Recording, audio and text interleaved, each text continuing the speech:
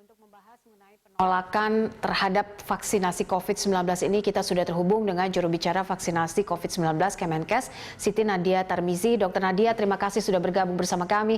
Hari ini Indonesia akhirnya melakukan vaksinasi dan orang pertama yang menerima vaksin adalah Presiden Joko Widodo. Namun ada berbagai penolakan juga begitu dari beberapa pihak yang tidak menginginkan vaksinasi. Nah, terkait dengan hal ini, apa strategi yang disiapkan Kemenkes untuk membendung kelompok-kelompok yang menolak vaksin ini?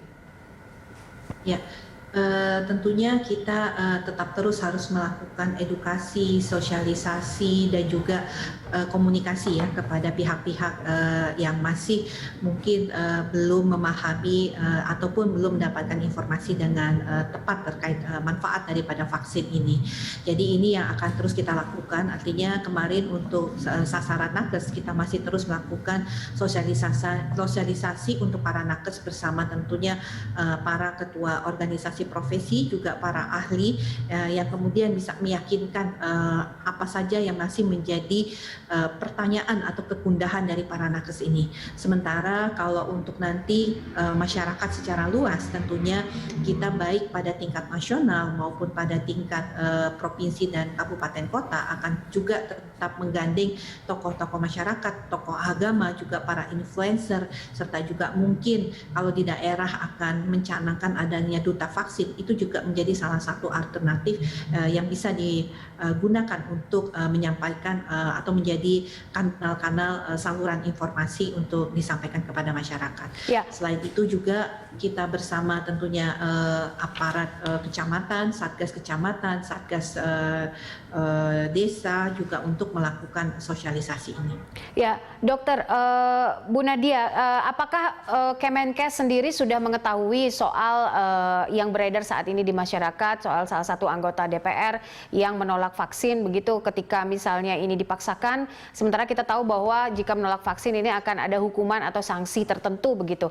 Namun seorang wakil rakyat menolak ini dan dengan kondisi seperti ini ancamannya adalah jika memaksa maka akan mengadukan karena ini HAM urusannya begitu. Nah, ini bagaimana pemerintah menanggapi hal ini? Iya, tentunya memang vaksinasi ini sifatnya wajib ya, karena kita adalah bagian daripada upaya bersama menanggulangi pandemi COVID-19 dan tentunya upaya-upaya edukasi dan persuasif ini menjadi utama daripada kita, sehingga terkait sanksi nanti kita akan melihat kembali, tapi semaksimum mungkin kita akan mengedukasi secara persuasif. Tetapi mungkin Mbak Popi, saya ingin sedikit menambahkan ya terkait dengan apa yang disampaikan oleh Ibu Ripka. Sebenarnya ini merupakan bagian daripada peran beliau di legislatif, yaitu sebagai fungsi pengawasan kepada pemerintah.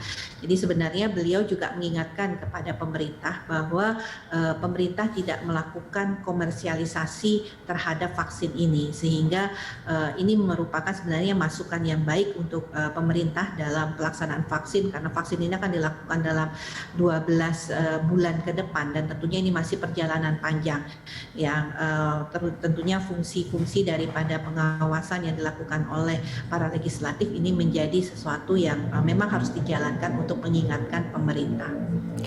Oke, soal efikasi, kita tahu bahwa, koreksi kalau saya salah Dr. Nadia, soal efikasi dari Sinovac ini sendiri kan berada di angka 65%-an lebih begitu ya, sementara kita tahu Brazil berada di angka 90%, kemudian Turki yang terbaru 50% begitu, standar WHO juga 50% begitu, di atas 50%. Nah, ini bagaimana Kemenkes memastikan ini ke masyarakat dan bagaimana menyampaikan ini supaya tidak banyak hal yang beredar dan rancu di masyarakat?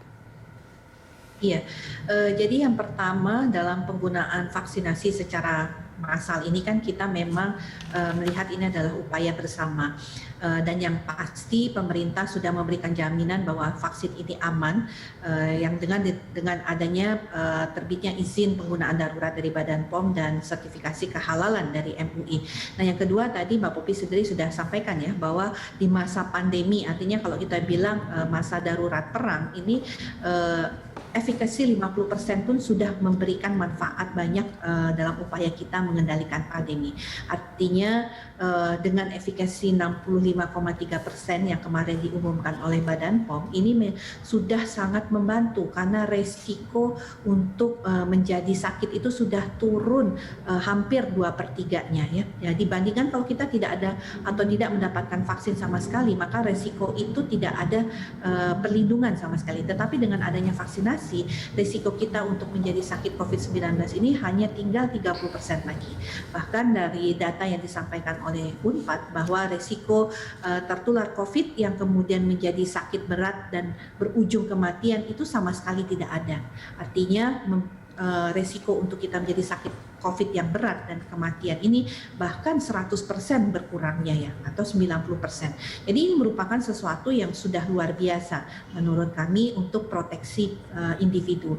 Tetapi kalau dalam tentunya proteksi populasi, misalnya kita aplikasikan angka ini pada populasi kita yang misalnya 100 juta ya, yang beresiko untuk tertular COVID, kita melihat bahwa orang yang dengan vaksinasi itu akan resiko menjadi sakitnya pada populasi 100 juta itu jumlahnya 3 juta. Sementara kalau pada orang yang tidak divaksinasi, maka resiko untuk sakit COVID-nya menjadi 9 juta. Berarti ada selisih 6 juta jiwa yang kita selamatkan sebenarnya dari kesakitan maupun dari kematian. Dan ini kalau kita berbicara jiwa, ini pasti suatu yang sangat berharga ya. Tapi di sisi lain kalau kita bicara mengenai berapa biaya yang bisa kita save untuk menyelamatkan jiwa, ini juga merupakan angka yang cukup signifikan. Demikian Mbak Popi. Oke, baik. Dokter Nadia, kalau kita bicara soal COVID yang baru-baru ini mengemuka adalah persoalan mutasi juga, begitu ya, yang mutasi COVID-19, kemudian juga ada persoalan jenis strain baru begitu yang dari Inggris. Nah, apa yang akan kita hadapi ke depan ini kan serba belum bisa terdeteksi begitu. Rencana dan juga fokus Kemenkes sendiri untuk menghadapi kemungkinan-kemungkinan yang terjadi di depan karena vaksinasi sudah berjalan, dan apakah vaksin ini juga nanti akan bisa untuk menanggulangi mutasi COVID tersebut? Ya, jadi tentunya dengan situasi tersebut ya, kita tahu bahwa virus COVID-19 ini suatu penyakit baru yang memang kita juga sendiri masih terus belajar ya untuk mengenali dan mengalahkan virus COVID-19 ini sendiri. Jadi terkait mutasi tentunya kita terus melakukan pemantauan atau yang kita sebut sebagai surveillance mutasi daripada virus ini yang dilakukan melalui laboratorium baik itu laboratorium milik Kementerian Kesehatan maupun laboratorium di bawah Kemendristek BRIN untuk melakukan whole genome sequencing sehingga dapat mendeteksi kalau terjadi mutasi-mutasi dari virus ini sendiri. Tetapi terkait dengan vaksin ini, sampai saat ini vaksin ini masih sangat efektif ya untuk bagaimana kita memberikan perlindungan ataupun memberikan kekebalan terhadap virus COVID-19, dan tentunya tadi saya sampaikan dengan perlindungan minimal 50% itu sudah akan memberikan dampak untuk kita bisa keluar dari pandemi COVID-19 dengan menciptakan kekebalan kelompok. Nah, sehingga menjadi penting adalah partisipasi dari seluruh masyarakat untuk kita bisa segera berpacu dengan waktu nih Mbak Popi, sehingga jangan sampai nanti virusnya sudah keduluan bermutasi banyak sehingga kita harus mencari lagi alat untuk melakukan perlawanan. Jadi sekarang ini kesempatan untuk kita dengan tetap tidak kendor melaksanakan 3M plus dengan mau untuk berpartisipasi menerima vaksin, maka kita yakin virus ini belum menimbulkan mutasi yang tentunya berdampak kepada vaksin, ini adalah kesempatan kita untuk memenangkan perang melawan pandemi COVID-19 ini. Oke, soal reaksi, ini yang mungkin sering sekali menjadi pertanyaan masyarakat. Ketika setelah divaksin, apakah nanti akan mendapatkan side effect atau misalnya reaksi-reaksi tertentu yang terjadi begitu? Apakah setelah divaksin ini reaksi apa saja yang akan terjadi jika ada reaksi yang tidak diinginkan? Apakah ada kompensasi yang sudah disiapkan oleh pemerintah, Dr. Nadia?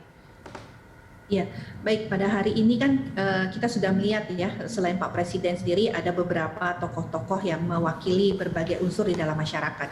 Mungkin nanti bisa ditanyakan secara langsung ini bagaimana reaksi yang muncul ya. Tetapi kita melihat dan juga ini sudah dilaporkan oleh tim Unpad bahwa efek samping atau kejadian ikutan pasca imunisasi sebagai akibat penyuntikan vaksin COVID-19 ternyata memang tidak memberikan efek samping yang besar, bahkan efek samping yang sangat ringan, dan kejadian ini hanya ditemukan kurang dari 1% dari populasi yang mendapatkan vaksin. Jadi ini resikonya sangat kecil, dan tetapi tentunya kita tetap terus mengantisipasi hal-hal ini sehingga pada orang-orang yang sudah mendapatkan vaksin itu harus menunggu selama 30 menit. Dan itu tadi kita bisa lihat para penerima vaksin termasuk Pak Presiden sendiri harus menunggu 30 menit untuk kemudian melihat apakah ada efek samping yang muncul. Nah, terkait tentang kalau nanti ini adalah efek samping yang kemudian berdampak terhadap kehidupan sosial daripada si penerima vaksin, pemerintah sudah menjamin ya untuk pengobatan sebagai akibat efek samping yang ditimbulkan itu sendiri akan menjadi tanggung jawab pemerintah dan dibiayai oleh pemerintah. Sementara kalau kehidupan sosialnya terdampak, misalnya muncul kecacatan ataupun kemudian tidak bisa melakukan aktivitas seperti biasanya, maka ini juga Kementerian Sosial sudah siap untuk memberikan dukungan bantuan untuk tentunya akibat daripada efek samping yang ditimbulkan oleh vaksinasi ini. Baik, terima kasih Bu Nadia untuk informasinya. Kami harapkan bahwa vaksinasi ini bisa terus berjalan dan implementasinya bisa terus berlanjut ke masyarakat di seluruh Indonesia. Terima kasih. Pemirsa, demikian tadi keterangan juru bicara vaksinasi COVID-19 Kemenkes Siti Nadia Tarmizi.